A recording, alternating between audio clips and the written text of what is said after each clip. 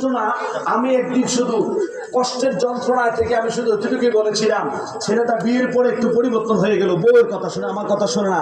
আমি শুধু বললাম, আল্লাহ এই দিনের জন্য নিয়ে আমার এই সন্তান লালন পালন করেছিলাম। নবীজির কাছে খবর পৌঁছাইলেন। আলকামার মা শুধু এটাই বলেছে, এই দিনের জন্য নিয়ে আমি ফুট ফালছিলাম। মানে অসুস্থ যন্ত্রণা কষ্ট হচ্ছে, ওষুধ দিচ্ছে না, আগে যেরকম কেয়ার করতো, মাকে দেখাশোনা করে না, বৃদ্ধ মা ঘরে পড়ে থাকতে থাকতে এক পাশে পড়ে থাকতে থাকতে এগুলো কর পড়ে গেছে, ক্ষত হয়ে গেছে। তো নবীর কাছে যখন এই কথা বললেন, নবীজির চেহারা মুবারক লাল বর্ণের হয়ে গেল।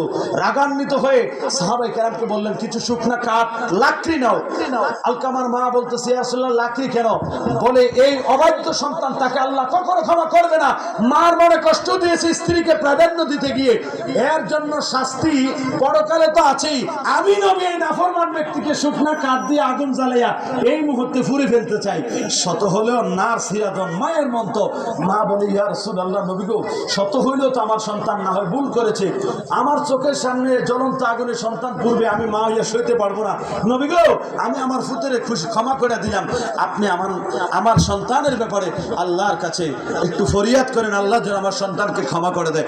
নবী বলে, হযরত বেলাল, আম্মার, সালমান তিনজনকে ডাকেন, দৌড়ে যাও।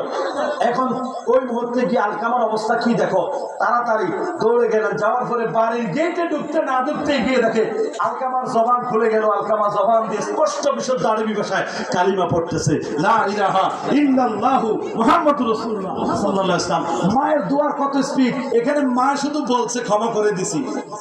এই জন্য বললাম, আল্লাহ বলে আমার ওই ক্ষমতা নাই, মা যদি ক্ষমা না করে আমি আল্লাহ ক্ষমা করতে পারি না। তাই পায়ে হাত রেখে বলবো, আমাদের এই আজকের এই মাহফিলে যারা আসছেন, আমার বাবাদের কেবলার হাতে অনেক বায়াত রাসূল গ্রহণ করেছেন, আমার অনেক পীর ভাইয়ের এখানে আছেন, সকলের প্রতি আপময় জনসাধারণ সকলের প্রতি অনুরোধ পরিশেষ এটাই, যারা মা বেঁচে আছে আজকে গিয়ে মায়ের কাছে ক্ষমা চাইবেন, বাকি জীবনের জন্য সিদ্ধান্ত নেবেন যে আমি দরবারে বাইরে এসে হুজুর কেবলা আসছিল, হুজুর কেবলার সামনে বসে একটা নিয়ত করেছি, আল্লাহর ওলির সামনে বসে আমি এই সিদ্ধান্ত নিয়েছি, অতীতে যত ভুল ত্রুটি মা বাবার সাথে করেছি, অন্যায় করেছি, ক্ষমা চেয়ে নিব, বাকি জীবন মা বাবার খেদমত করব।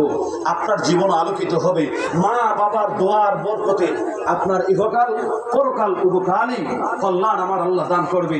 মহান মালিক আপনাকে, আমাকে, আমাদের সকলকে, যাদের মা বাবা বেঁচে